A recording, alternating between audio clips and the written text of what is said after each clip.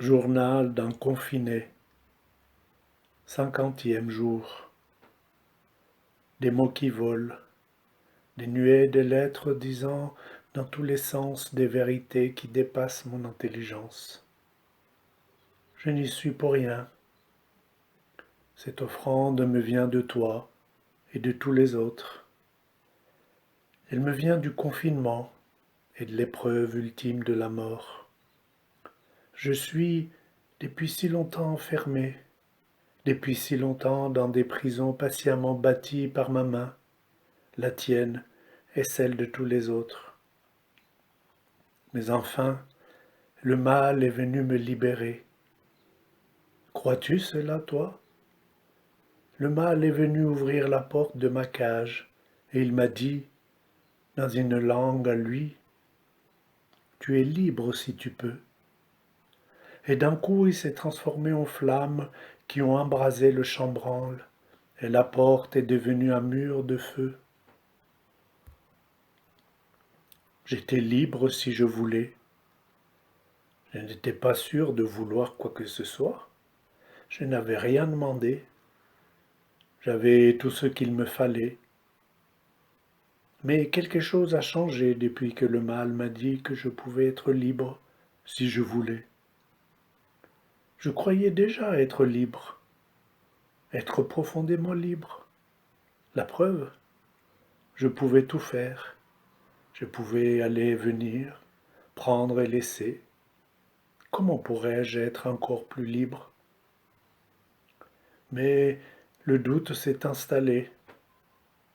Mauvais le doute, très mauvais. J'ai commencé par manquer d'air, puis l'espace se rétrécit, puis le temps est tombé de la montre et tout s'est arrêté. J'ai été assailli par la peur de ne plus être, de disparaître.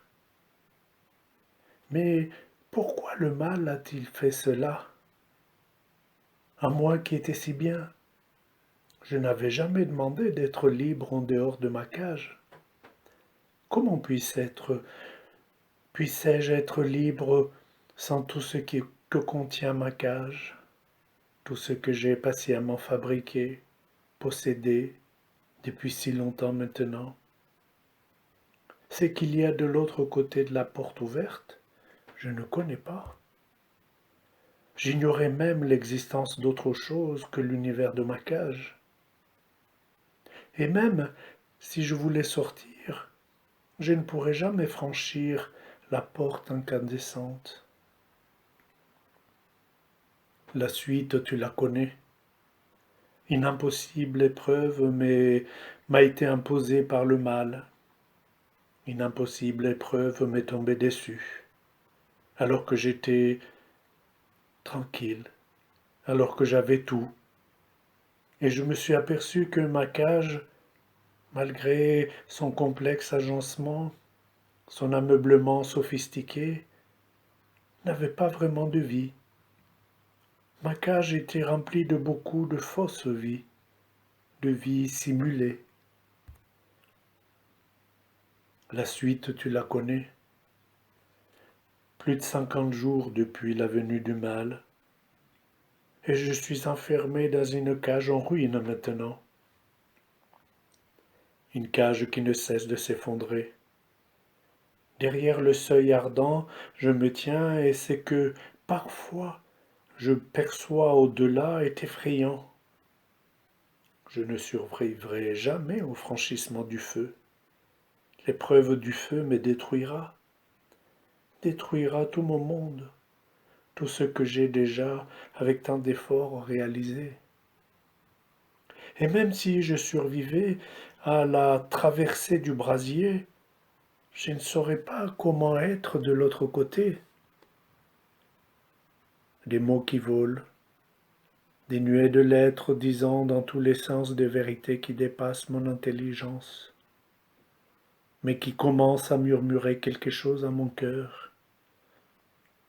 Des mots qui me donnent la main, des mots qui me supportent, après nos yeux à notre regard, des mots qui m'enveloppent comme une nouvelle peau, des mots qui finissent par me montrer une direction par-delà la porte en feu, qui déjà se laisse s'approcher. Des mots qui volent, des nuées de lettres disant dans tous les sens ce que je ne cesse de t'écrire depuis l'avènement du mal. Je t'offre ces lettres encore aujourd'hui, à toi qui n'es pas ici, à toi qui es en moi maintenant. Écoute, encore une fois,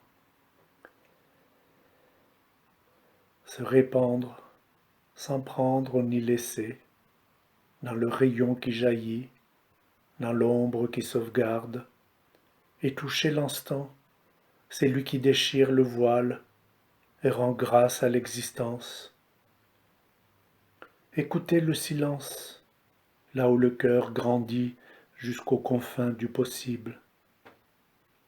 Attendre l'affrontement de la lettre, la naissance du son, l'accomplissement de la mélodie. Prendre par la main les couleurs, aimer l'oiseau créateur, voguer sur les nuances qui mènent à l'articulation. Naître des ruines qui prolifèrent, de l'immonde qui va grandissant, des lutiles qui nécrosent le cœur. Naître grâce au sombre que nous sommes, pour faire face à la clarté que nous devenons. Ici s'édonnent déjà des éclats de vie, portés par des mots et des silences. Ici, un miroir s'ose, pose sa surface à côté de la rose et invite la beauté. Des touches de vie viennent déjà célébrer ce que nous sommes quand nous ne sommes pas une image, un chiffre, une quantité. Un alphabet